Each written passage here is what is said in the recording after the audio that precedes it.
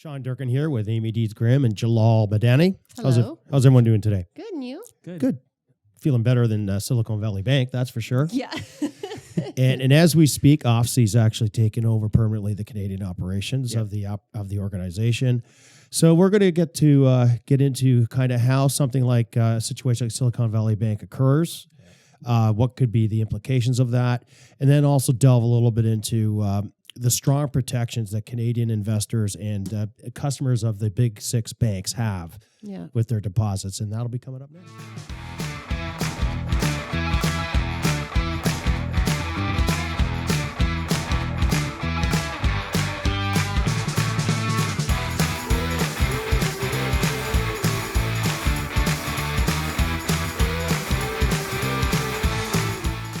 So the high-profile case of Silicon Valley Bank is in the news. It's caused a lot of market turmoil over the last few days, and I thought we could kind of describe why it's happening and what is the real risk of contagion happening within other banks within the regional system in the United States, and could this spread internationally?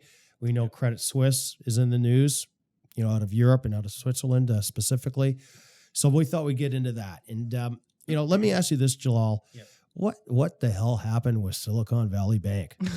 Joel, you're following this like hour to hour, I think, right? It's interesting, since right? Last, it is an interesting story. Last Wednesday night. But what happened was basically Silicon Valley is a regional bank, and they've been around for about 40 years, and they're a premium bank for located right in Silicon Valley. Located right in Silicon Valley, yep. And they're a premium bank for venture capital, and they heavily invest in, or they're heavy depositors for tech companies and healthcare. Mostly so tech. if you're a tech, let's say you're a tech startup or something like that, and you're a resident somewhere in Silicon Valley or close by, you're looking for capital. Silicon Valley Bank was the go-to spot. It was, it was the premium destination. Now, you don't have to be a company within Silicon Valley. Although it was a regional bank, you had also companies and venture capitalists from Florida, from Montana, and other places. But they primarily catered to... Yes. Okay. Gotcha. Just because their focus was tech, and Silicon Valley is known for its tech hub, right? Gotcha. Yeah. Okay. What happened was, obviously they had depositors and their clients, which were venture capitalists and startup companies, they wanted to withdraw some money.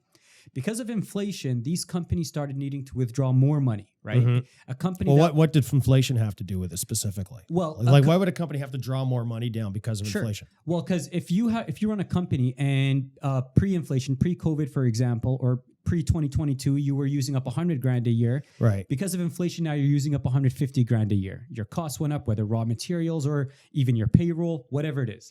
Your costs, as we all know, in the past year and a bit, costs went up for companies. So they needed to withdraw more money from the bank, right? What happened was Silicon Valley Bank no longer had the enough cash to secure these deposits. They needed to raise money to give these companies the money that they're requesting to withdraw. Because if you walk it back a little bit, based on what I understand, is that during COVID, the loan demand diminished quite a bit, and deposits went up within the banking structure of Silicon Valley Bank. So they had a lot of capital on hand. Because remember what happened, right? A lot of investors went into the tech space because we were all working from home. Those businesses went on a real tear, right? A lot of investment went into those businesses. Yeah, so they had a lot of cash on hand, but I guess the loan growth during COVID somewhat diminished. Yep. So when you're a bank and you're sitting on too much cash, you have almost too much equity within the bank, which means your return on equity diminishes. You have to get that money earning something. Right. Yep. And so didn't Silicon Valley Bank then buy bonds? Yep. That's exactly what they did. But to get a higher rate of return, they bought long-dated bonds, right? Yep. And then guess what? When interest rates went up, at the bond prices go down. The bond price went down.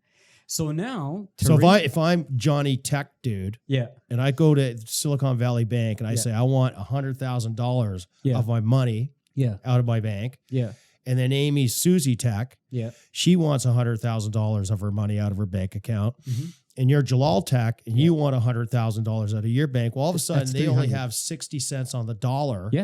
Because of what happened with the money they took to That's exactly So they had to sell bonds at a loss, right? I think it was at about the total amount of losses was about $20 billion. Okay. Right.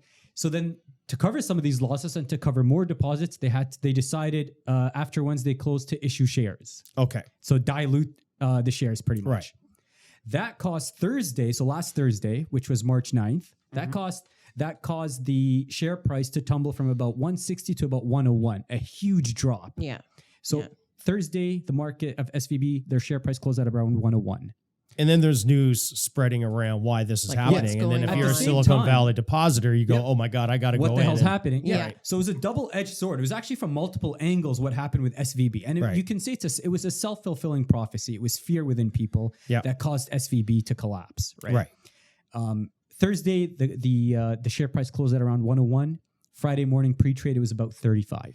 And then it just kept spiraling. You know, like if I was a client of SVB, I'm going to call my friend Amy here, who's also a client of SVB, and tell her, hey, withdraw your money. She's going to call you, who's also a client of SVB, and tell you to withdraw your money.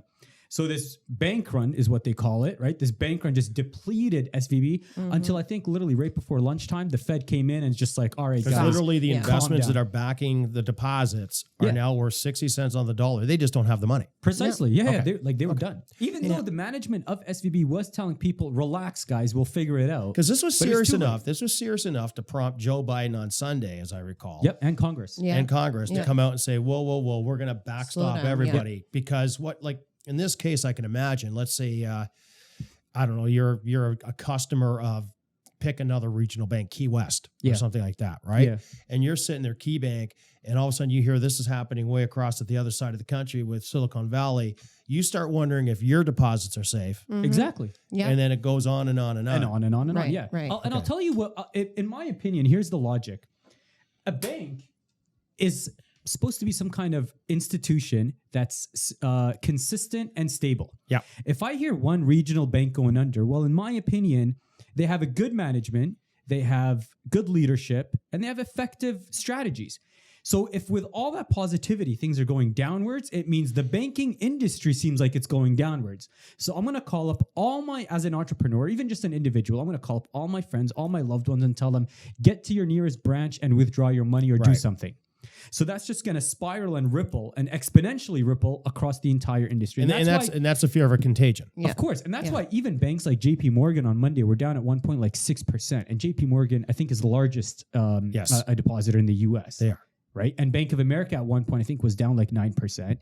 Goldman Sachs, because also Goldman Sachs is heavy in investment banking, they were also down. Well, insurance companies like MetLife, Prudential, Allstate, they're all down in the they're all caught up in the same hurricane, so to speak. Yeah. And the question then becomes, okay, this is what could happen. Yeah. Right. Now, if I look at it, obviously Silicon Valley Bank, they were focused in technology. Yeah. Signature Bank In also venture capital tech. I just want to make that clear to everybody. Tech is not bad. Like Microsoft is tech. Yeah, Apple is tech. their biggest customer wasn't Microsoft or right. Apple Yeah, exactly. or something. They were into venture capital tech, and venture capital is already very risky. And Signature Bank went down. Yep.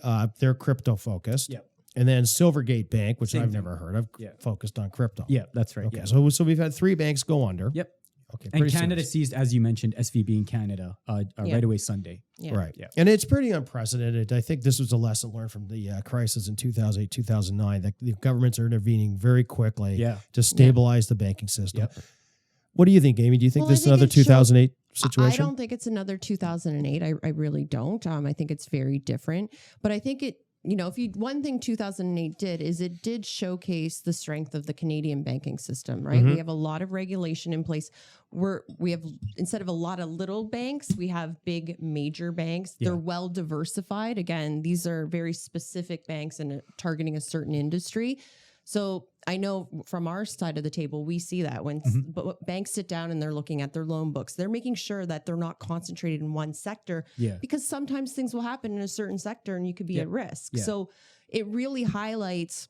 It's more Canada. centralized in Canada. Well, when you look at a bank. Sorry, one more thing. She mentioned risk and concentration. SVB also operated for a while without a risk officer, which is very irresponsible. Yeah, that might be a red flag in hindsight, right? Yeah. But when you look at these banks that specialize in certain areas, right, they're trying to meet a market need, not being serviced properly, let's say, by the larger diversified banks like the Bank of America's, the JP Morgans, and they're trying to get some outsized profits by trying to service that niche, which is great when it works. Yep. But when it doesn't, watch out. Yeah. right? Yeah. And that's what's happening now. Yeah. Right. So what, if you're sitting here in Toronto or Vancouver, we have listeners in Calgary and Halifax and so forth, and you hear this happening, Mhm. Yeah. how concerned should you be as a Canadian when this occurs? Well, I think it's a good reminder of some of the protections we have in place, right? Mhm. Sometimes we don't think about it when things are good. We're not so worried. But when you see this, you start to go, hey, well, what about my deposits? Am I And protected? am Yeah, I yeah. okay? So it's important. We sent a note out to our clients talking about some of this today, but we are an IROC member. So what that means is we have special regulations where we have to follow. We go through special audits, but we hold an important note is we hold our clients' assets in clients' names and they're segregated. It's not mixed with the bank. So if you own shares of a particular company, they're held in your name. So how's that significant, if I may So ask? How does that protect the Worst consumer? case scenario, bank becomes insolvent. Those shares are held in your name with that investment, whatever company it is. So if you own shares of Enbridge, those shares are issued to Jalal. So I didn't those lose are them. No, they're returned Gotcha. to you. Yeah. So then you start to go, okay, well, that protects that piece of my investments, but what about my cash? So many Canadians will be familiar with CDIC's, the coverage, Canadian Deposit Insurance Corporation. So what that covers you up to $100,000 per issuer. So typically clients would be thinking about their GIC holdings.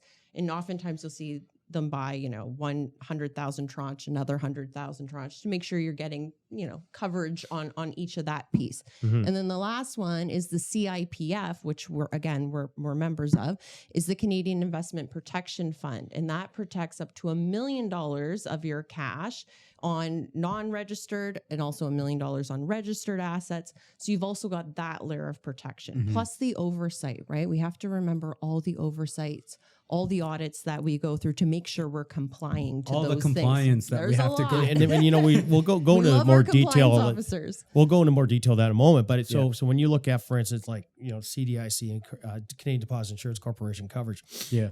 that includes cash and savings accounts, Mm-hmm. cash and checking accounts, Mhm. and then your GIC coverage and Yeah. so on and so Yeah. forth. But in theory, if you have $1 million in cash sitting in a savings account at a bank, is it better protected there in an individual savings account, or is it better protected being held in an account that's covered by a Canadian Investment Protection Fund? I think the second option. Yeah. Isn't it? Yeah. I mean, that's something to be mindful of, Yeah. Yeah. right? Yeah. So, okay. All right. So, So then we thought, I kind of started thinking, have we seen CIPF used? Like, I don't recall because it's not that common. Yeah. I did find a case where it has been used, but it was a very small situation. It was a smaller boutique firm. What happens in that scenario then? The assets are transferred to another investment dealer. Yeah. It's transferred, and then you go through the process of getting your claims and going through that step. So Yeah, it's very rare. Like, I couldn't even think of the case. And in fact, the boutique firm I had never even heard of. Yeah. So it is very, very rare. and it's even rarer to have a Canadian Schedule I bank go under. Yeah. It's virtually Yeah. impossible. Yeah. And when I say virtually, I don't like anything is possible. I can't say I mean, it's possible that a meteorite could fall through, the Earth's atmosphere and strike Texas, Yeah, right? yeah, Like, I don't know, like, who knows? But if in the simplest terms, if a Canadian Schedule I bank plays by the rules, they follow the mantra set forth in the act and so forth, you're deemed, for lack of a better way to describe it, as too big to fail. In other words, the government will step in Yeah. and backstop you. And there's actually, there's some funding that we put aside as a bank Yeah. every Mhm. year that's kind of put in escrow to support this if this occurs. And tell me, Sean, is our home bank a Schedule I bank? Are you serious? Is that a serious question? Seriously? Like, did you just ask me if 1 + 1 is 2? I just wanted to talk highly of National Bank. Yes, everyone, we are a Schedule I bank. And But you had to Google that? no, I'm looking up this one. So our branch manager yesterday, we're actually also considered what's called a DSIB, a domestic systemically important bank, everyone. Yeah, So that's what I just described. Too big to fail. That's what that means. Okay. Yeah. Yeah. Well, thanks for making it more I had to- complicated, Jalal. So, but that's SVB, everyone. But I did have one question for the both of you guys about SVB specifically, or Yeah. not SVB, but the regulatory environment that's going on. Now, the federal government stepped in. A lot of these companies, like some companies had $10 million deposited with SVB. I think one company had like $75 million. These startups were worried what happens to our deposits and the loans that we took and, our cash that we had. So everybody thought that the maximum they're going to get because of the depository insurance in the US by FDIC is $250K. Right. But Biden came out and said, that's it, guys. Everyone relax. Everybody's going to get all their money and taxpayers won't be paying for it. It's going to come out of the fund, just like similar to what we have in Canada. The US also has the fund where all the banks or the financial institutions pour money in. Right. My question is, do you personally agree that the Biden administration should have bailed pretty much all the depositors out? Because if they don't, well, a lot of companies lost a lot of money, no doubt. Yeah. But if they do, what kind of precedents are they also setting to other banks? That you could just take as much risk as you want and the federal government's going to back you up? So that's the classic issue that Hank Paulson faced, back in the crisis of 2008, right? And he was the treasurer of, the secretary treasurer of the United States. And he called it the moral hazard of exactly what you're describing. Yeah. And you have to balance the stabilization of the greater good against the specificity of an individual investor behaving badly because they know they can do all the risk taking they want. And if it ends up badly, they'll be made whole by the U.S. government. My feeling is pretty simple, is that, what is the more severe outcome? Because there is a slight risk, but it's a risk nonetheless, that if a severe contagion hits the banking system of the largest economy in the world, it could turn out to be really bad if it's not stopped and nipped in the bud in an orderly fashion. Mm-hmm. Okay. So that's why they're doing what they're doing. Mm-hmm. How that plays out, I don't know. Well, and so I kind of agree with that thought, but I think the next step is follow it up with, what are you going to do about it going forward? Because you're going to have to make sure crap out of every single bank there out better there be now. special audits. The executives, there better be some harsh penalties for what they did by taking that big risk of saying we're going to go all long bonds. Well, come on, like you got to measure that properly. So there's got to be some significant punishments as well as follow it up with better regulation. If you're a Republican congressperson, and you were sitting there hoping to deregulate the banks a little bit further during your term in Congress, that just went up in smoke. That's not happening. But in all fairness, Donald Trump and his they rolled back some of the regulations at the Obama administration, right? Yeah. So and then you get Ron DeSantis that said, "Oh, SVB failed because of their focus on gender equity and inclusion." Geez. Okay. Not the mismanagement. Enough politics. So I think at the end of the day, do we think this is going to be an issue that's going to be not dealt with? I think it will be. To be honest, I think there's going to be this. I think if we journey out 6 months, this will probably be long dealt with. I think it's a bit of an overreaction. Right now, there's a lot of great companies that have done nothing wrong, that are better capitalized today than they were 15 years ago when 2008 happened. I'm speaking yes to the JP Morgans, the Bank of Americas, the Citigroup. They are far better capitalized than they were in the past. And Morgan Stanley, you can lump them in. They should be fine. Mm-hmm. Yeah. And so if they get sold off quite a bit, that may be an opportunity. Canadian banks are getting swept up in this as well. Mm-hmm. Mm-hmm. I mean, Even I think though we're we had no such incident as of yet. What's Our that? banking system isn't perfect in Canada, but we do have significant regulations around that has definitely helped us. The only thing you need to be careful, and this is knowing what you own and why you own it. There are Canadian banks now that have much more significant U.S. holdings than they had in the past. Yeah.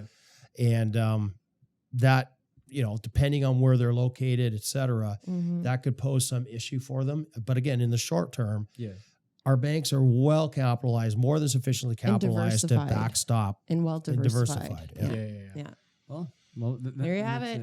Never a dull moment in this industry, is it? Every day you wake up, you never know what you're going to find. The fun never ends. Okay. Well, thank you, everybody. Until next time. Until next time.